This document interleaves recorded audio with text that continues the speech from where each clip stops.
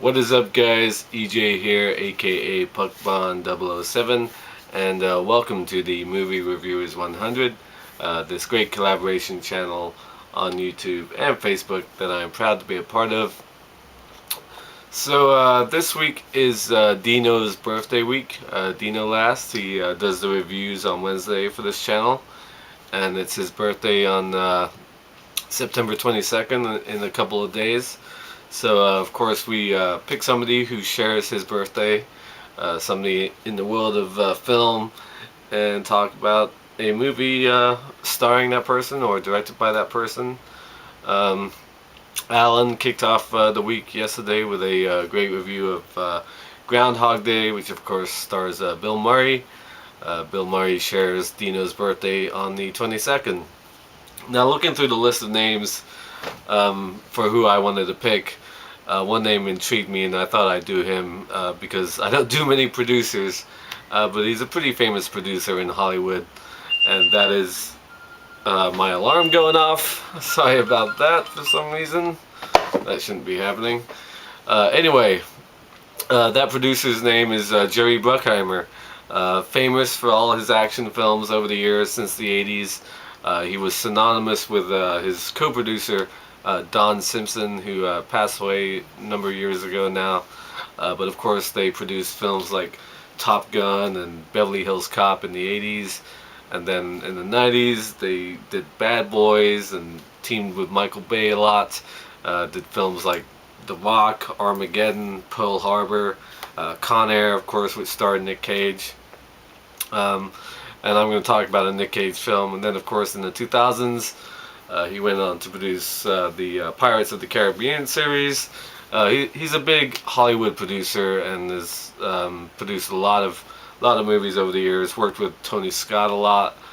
Did films like Crimson Tide and Deja Vu. He's done a lot of work in television. Most notably, I'd say the CSI franchise, which I'm a big fan of, at least the Las Vegas version. But the film I'm going to talk about today, he also produced, came out in 2004, and also stars Nicolas Cage, and that is National Treasure. Of course, there was a sequel, National Treasure, Book of Secrets, which came out in 2007. But I really like the first one a lot. I don't know how other people feel about this film, but I've always liked this movie. It comes on TV quite a lot over the years since it came out, and I always find myself watching it. Nicolas Cage plays this guy, Benjamin Gates, and he's a treasure hunter. And as a young kid, his grandfather, played by Christopher Plummer in this film, tells him this great story about how this historic treasure that's worth millions, billions even, has been fought over and piled up over the years through kings and queens and wars dating back to the ancient Egyptians. And it's been safeguarded by the Templar Knights, who eventually became the Freemasons, the secret society, which was headed by a lot of the founding fathers of the United States, people like George Washington, Benjamin Franklin, and so on. You always hear stories about these founding fathers who were Freemasons, and they protected this treasure over the years and left a whole bunch of clues. And we flash forward to the present day. Benjamin Gates is up in the Arctic looking for a ship called the Charlotte, and he's there with his partner, played by Sean Bean. He's sort of the backer, the money for this project. And he also has his sidekick, Riley, who's a lot of fun in this film, played by Justin Barther. So yeah, they find the ship in the snow, and it leads to another clue, and they realize they have to go find they have to go and basically find this treasure map, this hidden treasure map on the back of the Declaration of Independence, the most historical document in the U.S.'s history, which is of course housed at the National Archives in Washington, D.C. But then Ian, who's played by Sean Bean, double crosses them because they don't want to steal the Declaration of Independence, but of course he wants the treasure for himself. he wants the treasure, so he double crosses them, leaves them for dead. The ship blows up. That's a really cool shot, um, and that's sort of the jumping off point for the main focus of the story.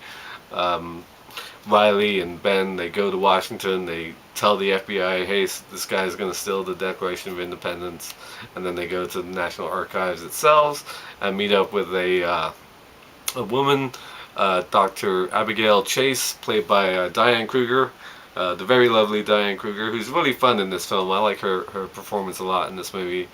Of course, nobody believes them, so in order to protect the Declaration of Independence, Nick Cage and Riley decide that they're going to steal it before Ian does, and then basically from then on it's a big whole chase movie. After it gets stolen, the FBI gets involved, and the guy heading the investigation is played by Harvey Keitel. Then of course you have Jon Voight. Jon Voight plays Benjamin's father. He's been searching for this treasure for years and years, but he's sort of sick of it.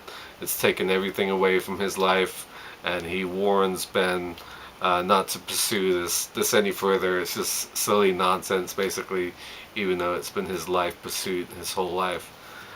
It's a really fun film.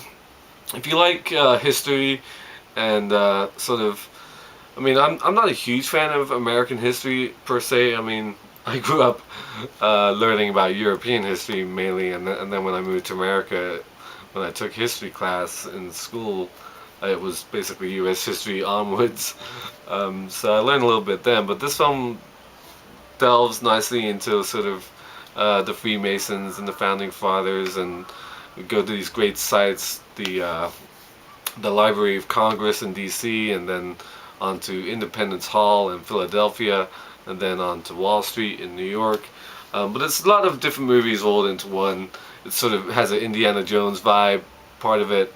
It's also a heist movie, a caper movie, of course. The whole deal when the two competing camps are trying to steal the Declaration of Independence. That's a really fun scene. I like that whole sequence a lot. Yeah, this is a really cool movie. If you like history, you like action and adventure. The ending's great when they finally find the treasure, of course. It's just a smart movie. Nicolas Cage is a lot of fun. Like I said, Diane Kruger is good. I like her in this. And the guy who plays Riley has all the great one-liners in this movie. And Sean Bean, of course, awesome as the villain. And then, of course, you got supporting greats like Jon Voight and Harvey Keitel. Yeah, no, I don't think it really did that well when it came out. We seem to get a lot of hate. It's directed by John Turteltaub, produced by Jerry Bruckheimer, who shares his birthday with Dino this week, the 22nd of September, and is my pick for this week. So make sure you check out all the videos from the guys this week. It's going to be a good week, of course, one of our own birthday week. We've done a bunch of them this year, of course, for all 7 of us on the channel. Fun and interesting to do occasionally. And thank you for watching as always, and until next time, I'll see ya.